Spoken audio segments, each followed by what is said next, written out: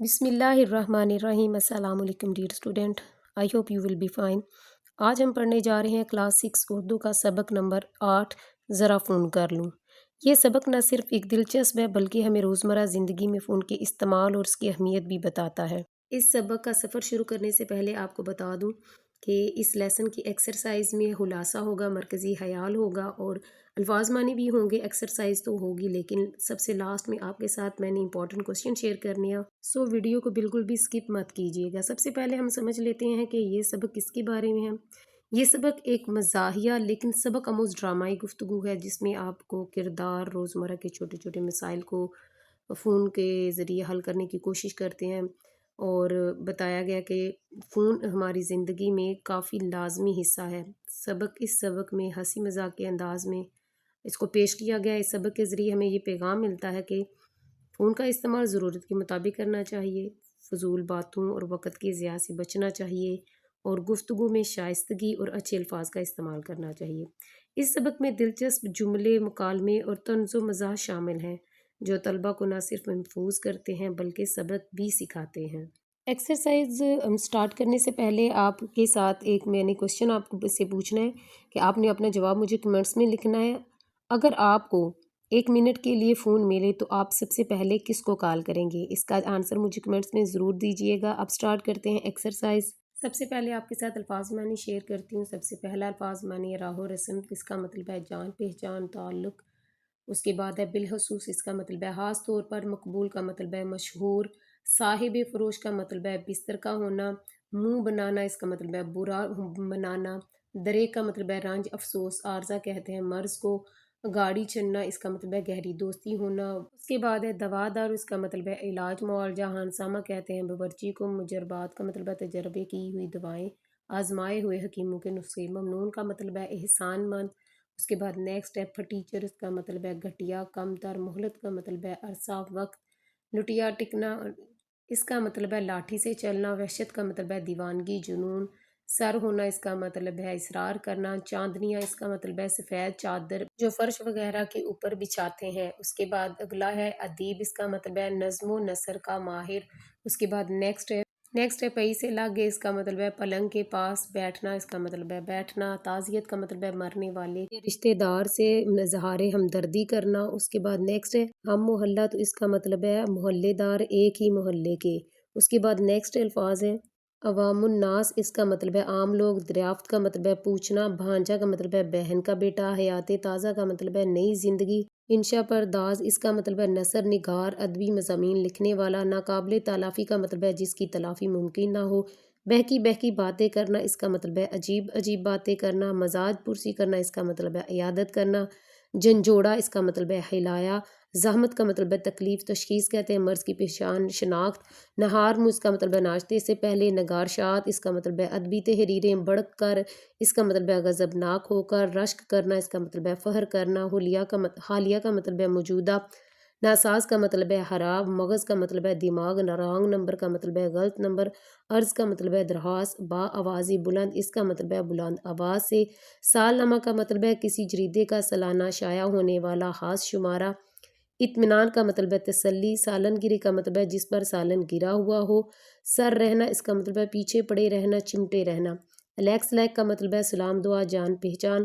قبلہ کا مطلب ہے کلمہ تعظیمی، کسی بزرگ یا عزیز کے لیے تعظیماً کہا جاتا ہے۔ اس کے بعد نیکسٹ ہے چرم، اس کا مطلب ہے چمڑا کھال۔ نیکسٹ الفاظ ہے چھول داریاں، اس کا مطلب ہے چھول داری کی جمع، چھوٹے خیمے۔ درستگی کا مطلب ہے سختی سے، غصے سے۔ دم لینے کو، اس کا مطلب ہے سانس لینے کو، بات کرتے ہوئے ذرا سا ٹھہرنا۔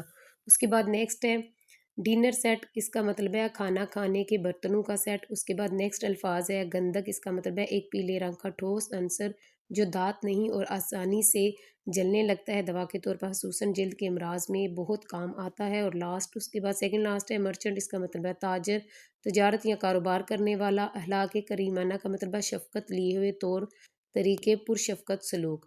یہ تھے الفاظ معنی جو آپ کے ساتھ میں نے شیئر کیے ہیں۔ اب آپ کے ساتھ خلاصہ شیئر کرتی ہوں۔ خلاصہ ہے مصنف بیمار پڑا تو اس کو اندازہ ہوا کہ وہ محلے بھر میں کتنا مشہور ہے، ہر کوئی اسے پوچھنے آ رہا ہے مگر ٹیلی فون ضرور کرتا ہے۔ شاید مصنف کے گھر آنے کی وجہ یہی ٹیلی فون تھا۔ سب سے پہلے شیخ نبی بخش تشریف لائے اور مصنف کی چارپائی سے لگ کر بیٹھ گئے اور مصنف کی معمولی بیماری کو معمولی نہ سمجھنے کا مشورہ دیا۔ جاتے جاتے اپنی دکان پر فون کرنا ضروری سمجھا۔ مصنف کی طبیعت پوچھنے باقر علی صاحب آئے۔ انہوں نے نبض ٹٹولی اور کہا احتیاط کرو، کہیں مر گئے تو ادب کا ناقابل تلافی نقصان ہو جائے گا۔ بہکی بہکی باتیں کرنے کے بعد کہتے ہیں ایک فون کر لوں؟ مصنف نے کہا کر لیجئے۔ اس کے بعد پروفیسر کریم بخش مزاج پرسی کو آئے۔ انہوں نے تشخیص کی کہ مصنف کے جسم میں شکر کی کمی ہے اور گلا خراب ہے، جس کے لیے انہوں نے نسخہ تجویز کیا جو مینڈک کی چربی، گندک اور لال بے کے انڈوں سے بنا ہوا تھا اور جسے نہار منہ الو کے مغز کے ساتھ کھانا تھا۔ ہمارے بھائی صاحب نے ہمارے کمرے میں نوٹس لگا دیا جو افراد مزاج پرسی کو آئیں وہ فون نہ کریں اور جو فون کرنے آئیں وہ مزاج پرسی نہ کریں۔ مصنف کا نمبر ایک مرچنٹ کے نمبر سے ملتا جلتا تھا، اس لیے ادھر کے فون ادھر اور ادھر کے فون ادھر آ جاتے۔ ایک بار مرچنٹ صاحب سے ملاقات ہوئی تو انہوں نے بتایا کہ اکثر آپ کے فون ادھر آتے ہیں، لوگ مشاعروں میں غزل کی فرمائش کرتے ہیں، نگار شاد جلد بھجوانے کی درخواست کرتے ہیں۔ مصنف کو ایک دن فون آیا اور بولا 4 چھول داریاں، 12 ڈنر سیٹ، 4 چاندنیاں۔ مصنف نے بولنے کی کوشش کی مگر ادھر سے حکم ہوا پہلے ان کا آرڈر نوٹ کیا جائے۔ آخرکار مصنف نے بتایا کہ مرچنٹ کی دکان نہیں ہے۔ وہ تو برہمی سے بولے پہلے کیوں نہیں بتایا؟ تو یہ تھا ڈیئر اسٹوڈنٹس خلاصہ، آپ نے نوٹ کر لیا ہوگا۔ اب آپ کے ساتھ شیئر کرتی ہوں ایکسرسائز۔ تو ڈیئر اسٹوڈنٹس اپنی بک پینسل کاپی لے کے آ جائیے اور جو کوشچن میں آپ کو لگوا رہی ہوں وہ نوٹ کرتے جائیں۔ تو سب سے پہلا کوشچن ہے مصنف کو کب پتہ چلا کہ وہ محلے میں بہت مقبول ہے؟ تو اس کا آنسر آپ یہاں سے نوٹ کریں گے۔ مصنف جب بیمار ہوا تو اسے پتہ چلا کہ وہ محلے میں بہت مقبول ہے۔ دوسرا سوال ہے شیخ نبی بخش کہاں فون کرنا چاہتے تھے؟ کیا مصنف نے انہیں روکا؟ تو اس کا آنسر ہے شیخ نبی بخش اپنی دکان پر فون کرنا چاہتے تھے، مصنف نے انہیں نہیں روکا اور کہا کہ شوق سے کر لیجئے۔ اس کے بعد اگلا سوال ہے میر باقر کے مطابق ادب کو کس طرح ناقابل تلافی نقصان ہو سکتا ہے؟ تو اس کا جواب ہے میر باقر کے مطابق اگر ادیب مر گیا تو ادب کو ناقابل تلافی نقصان ہو سکتا ہے۔ اس کے بعد نیکسٹ کوشچن ہے پروفیسر کریم بخش کا پیشہ کیا تھا؟ تو اس کا جواب ہے پروفیسر بننے سے پہلے کریم بخش کا پیشہ خانسامہ تھا۔ پروفیسر کریم بخش کے مطابق مصنف کو کیا بیماری تھی؟ انہوں نے کیا علاج تجویز کیا؟ تو اس کا جواب ہے پروفیسر کریم بخش کے مطابق مصنف کو شکر کی کمی اور گلا خراب کی بیماری تھی۔ انہوں نے مینڈک کی چربی، گندک اور لال بے کے انڈوں سے بننے والی دوائی تجویز کی جسے الو کے مغز کے ساتھ نہار منہ کھانا تھا۔ اس کے بعد دوسرا سوال ہے درج ذیل الفاظ کو اپنے جملوں میں اس طرح استعمال کریں کہ ان کے معنی واضح ہو جائیں۔ آپ الفاظ کو غور سے دیکھ لیں، پھر ایک ساتھ ہی میں آپ کو ان کے جملے بتاتی ہوں۔ پہلا الفاظ ہے سیاح، اس کا مطلب ہے پاکستان کے شمالی علاقہ جات کو دیکھنے کے لیے تمام ممالک سے سیاح آتے ہیں۔ اس کے بعد اگلا الفاظ ہے تاریخی، اس کا جملہ ہے مجھے تاریخی عمارتیں بہت پسند ہے۔ اس کے بعد ہے عبرت، اس کا جملہ ہے دوسروں کی غلطیوں سے عبرت پکڑنی چاہیے۔ اس کے بعد نیکسٹ الفاظ ہے گرد و غبار، اس کا جملہ ہے فضا میں گرد و غبار کی وجہ سے سانس کی بیماریاں عام ہیں۔ اس کے بعد ہے کامیابی، تو اس کا جملہ ہے محنت کامیابی کی کنجی ہے۔ اس کے بعد سوال نمبر 3 ہے درست جواب کی نشاندہی کریں۔ ایم سی کیوز نمبر 1 ہے شیخ نبی بخش ہیں تو حکیم ہے، تاجر ہے، خانسامہ ہے یا ٹھیکیدار ہے؟ تو اس کا آنسر آپ لگائیں گے آپشن نمبر 2 تاجر۔ اس کے بعد نیکسٹ ایم سی کیوز ہے شیخ نبی بخش کی بیوی کا بھانجا سب کچھ چھوڑ چھاڑ کے کہاں چلا گیا؟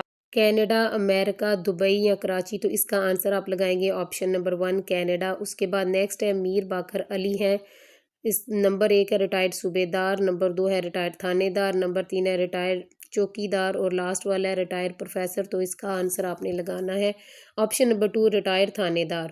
اس کے بعد نیکسٹ ہے میر باقر علی کے بقول مصنف کی وفات سے ناقابل تلافی نقصان پہنچے گا، شاعری کو، محلے کو، ادب کو یا کرکٹ کو؟ تو اس کا آنسر آپ نے لگانا ہے آپشن نمبر 3 ادب کو۔ لاسٹ ایم سی کیوز ہے پروفیسر کریم کے مطابق مصنف کے جسم میں شکر کی زیادتی ہے، کمی ہے، مٹھاس ہے یا قلت ہے؟ تو اس کا آنسر آپ لگائیں گے آپشن نمبر 2 کمی ہے۔ اس کے بعد حالی جگہ پر کرنی ہے۔ ایم سی کیوز نمبر 1 ہے ہمیں اکثر فرمائشیں اس قسم کی آتی ہیں کہ 15 سے ڈیش بھیج دیجئے، تو یہاں پہ آپ لکھیں گے لڈو بھیج دیجئے۔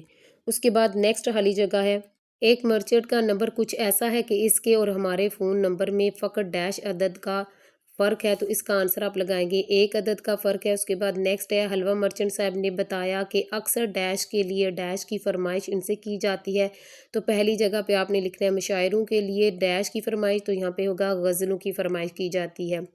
بعض اوقات لوگ صبر والے ہوتے ہیں، ہمیں سوری ڈیش کہنے کی مہلت مل جاتی ہے، یہاں پہ آپ لکھیں گے رانگ نمبر کہنے کی مہلت مل جاتی ہے. یہاں پہ آپ لکھیں گے رانگ نمبر اور اس کے لاسٹ ہے درستی سے بولے 4 ڈیش بھی ڈال دیجئے تو یہاں آپ لکھیں گے چاندنیاں. اس کے بعد نیکسٹ سوال ہے مذکر اور مونس الفاظ الگ الگ کریں. تو جو میں نے لفظ انڈر لائن کیے ہیں وہ مذکر ہیں اور باقی سارے جو ہیں وہ مونس ہیں. اس کے بعد سوال نمبر 8 ہے دی گئی عبارت میں خط کشیدہ الفاظ کے متعلق بتائیں کہ وہ مذکر ہیں یا مونس اور نیچے متعلقہ خانوں میں درج کریں. تو جو لفظ میں نے انڈر لائن کیے ہیں وہ سارے مذکر ہیں اور اس کے علاوہ باقی سارے جو ہیں وہ مونس ہیں. تو آپ نے بھی اسی طرح لگا لیں. انڈر لائن جو لفظ کیے پہلے مذکر والے خانے میں لکھیں اور باقی جو بچیں گے وہ سارے مونس والے خانے میں لکھ کے آپ اس طرح اس کو فل کر لیں. اس کے بعد نیکسٹ سوال ہے درج ذیل عبارت کو غور سے پڑھیں اور بتائیں کہ بلی کتا مرغی اور انڈا مذکر ہیں یا مونس. تو بلی اور جو مرغی ہے وہ مونس ہیں اور انڈا اور کتا جو ہے وہ مذکر ہوں گے. اس کے بعد اگلا سوال ہے آپ کے والد سرکاری افسر ہیں، ان کا تبادلہ کسی دوسرے شہر میں ہو گیا ہے، آپ اسکول کے ہیڈ ماسٹر کے نام اسکول چھوڑنے کا سرٹیفکیٹ جاری کرنے کی درخواست لکھیں. آنسر آپ نے اس طرح لکھنا ہے. آپ نے لکھنا ہے باخدمت ہیڈ ماسٹر صاحب گورنمنٹ. آپ کوئی بھی اپنے جو آپ کا اسکول ہے وہ اس کا نام لکھ سکتے ہیں. اگر آپ کی جو فیمیل ہے پرنسپل تو آپ ہیڈ مسٹرس لکھیں گے اور جناب عالی کی جگہ جناب عالیہ لکھیں گے. اگر آپ کے میل ہیں تو پھر آپ اسی طرح ہی لکھیں گے. اور اس کے بعد آپ لکھیں گے مدبانہ گزارش ہے کہ میرے ابو سرکاری افسر ہیں، ان کا تبادلہ گجرات میں ہو گیا ہے، اس وجہ سے اس اسکول میں مزید تعلیم جاری نہیں رکھ سکتا. براہ مہربانی فرما کر مجھے اسکول چھوڑنے کے سرٹیفکیٹ کا اجرا کیا جائے تاکہ میں نئے اسکول میں داخلہ لے سکوں. نوازش ہوگی. اس کے بعد آپ نے عرض لکھ کے آپ کا نام لکھنا ہے اور اپنی کلاس کا نام لکھنا ہے اور ڈیٹ بھی آپ لکھیں گے اور اس طرح آپ اپنی جو ہے درخواست ہے وہ کمپلیٹ کر لیں گے.